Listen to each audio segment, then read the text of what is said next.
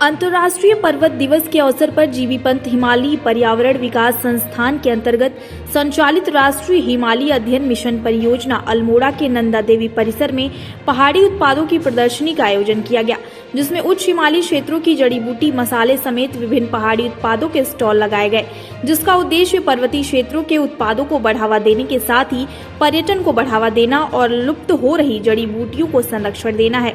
बता दें कि राष्ट्रीय हिमालयी अध्ययन मिशन परियोजना के तहत हिमालय क्षेत्र के इन उत्पादों के संरक्षण पर विशेष कार्य किया जा रहा है। उच्च हिमालयी क्षेत्रों में पाए जाने वाली औषधीय पादपों के संरक्षण को लेकर NHSM की ओर से धारचूला के दारमा चौदास क्षेत्र के दर्जनों गांवों के स्थानीय काश्तकारों को इनकी खेती के लिए प्रोत्साहित किया जा रहा है। धारचूला के काश्तकार उच्च हिमालयी क्षेत्र की जड़ी बूटी उत्पादों को लेकर इस प्रदर्शनी में पहुंचे थे। उनका कहना है कि पहले वह इन औषधि पादपों को जंगल से ढूंढकर लाते थे, लेकिन अब जीबी पंत के सहयोग से वह इसकी खेती कर रहे हैं, जिससे उन्हें अच्छा रोजगार मिला हुआ है। NHSM परियोजना में टेक्निकल एक्सपर्ट अमित बहुखंडी ने बताया कि उच्च हिमालयी क्षेत्र में पाए जाने वाले औषधीय गुणों से युक्त जड़ी बूटियां अत्यधिक दोहन के चलते लुप्त होने के कगार पर पहुंच चुकी हैं। इन औषधीय पादपों के संरक्षण और संवर्धन के साथ स्थानीय लोगों को रोजगार से जोड़ने के लिए NHS परियोजना के तहत धारचूला क्षेत्र में स्थानीय काश्तकारों को प्रोत्साहित किया जा रहा है। इन औषधियों में समियों, कूट, वन हल्दी, डोलू, जम्बू, गंदरेड़ी, वज्रदंती, तिमूर, गुलाब जल, काला जीरा, कुटकी आदि हैं। जड़ी बूटी लगभग जंगल में लुप्त हो रहा है। ये गंदरानी है, कटकी है और डोलू है।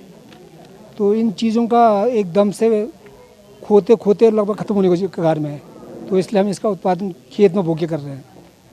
उच्च हिमालय क्षेत्र 1000 फीट की ऊंचाई में धारमा घाटी में उत्पादन कर रखा है। ग्राम सभा भवन है गाँव का नाम, और 6 महीना वहाँ बैठते हैं बरसात में, फिर जाड़ों में नीचे आते हैं, धारचूला छाछ में बैठते हैं। तो इस प्रकार से हम इसका दोहन से भी बचाव भी कर रहे हैं। किस तरह की जड़ी बूटी आप यहाँ पे बढ़ावा दे? विशेषकर गंदरानी है, जम्बू है, ये अतीस है, कटकी है, इस प्रकार की बहुत सारी चीज़ें हैं। डोलू है, जटामाची है, चिरायता, अतीस, ये सारी चीज़ें उत्पादन कर रहे हैं वहाँ 11,000 फीट की ऊंचाई में। ये सारी चीज़ हम 6 महीना खेती करते हैं और पैदा करते हैं वहाँ। अच्छा, ये जो जड़ी बूटियाँ थी पहले से नेचुरल रूप से जंगलों में उगते आती थी, अब कितना जंगलों में कितनी बची है जड़ी बूटी? जंगलों में अब नहीं के बराबर है। वैसे खोद के ढूंढने जंगल में भी जाएँ तो कम से कम 2 दिन का रास्ता जाना पड़ेगा, वो भी बहुत कम मिलेगा, नहीं के बराबर मिलेगा। मेहनत के हिसाब से मिलेगा भी नहीं, और जंगल भी दोहन हो रहा है उससे। तो इस प्रकार से हमको जीबी पंत द्वारा और गोपेश्वर द्वारा इसके बारे में प्रोत्साहन दिया है कि आप लोग इस ढंग से उत्पादन करिए। गोविंद वल्लभ पंत राष्ट्रीय हिमालय अध्ययन मिशन के तहत विभिन्न क्षेत्रों में अपने परियोजना को क्रियान्वित कर रहा है, जिसमें कि औषधीय पादों के संरक्षण संवर्धन हेतु कार्य किए जा रहे हैं।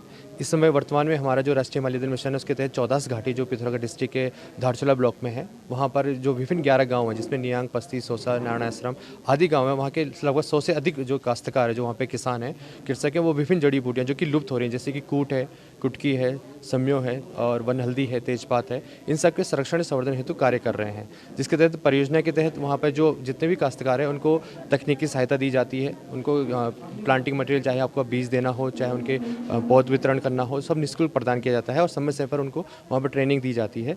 और इसके तहत हमारे जो 100 से ज़्यादा किसान हैं वहाँ पर, इस समय तेजपात, वन हल्दी, सम्यो, कूट, कुटकी, जम्बू, गंदरेणी, जो विभिन्न लुप्तीय प्रजातियाँ लगभग हो चुकी हैं हिमालय क्षेत्र में, उनको संरक्षण करने के लिए वहाँ पर कार्य किया जा रहा है।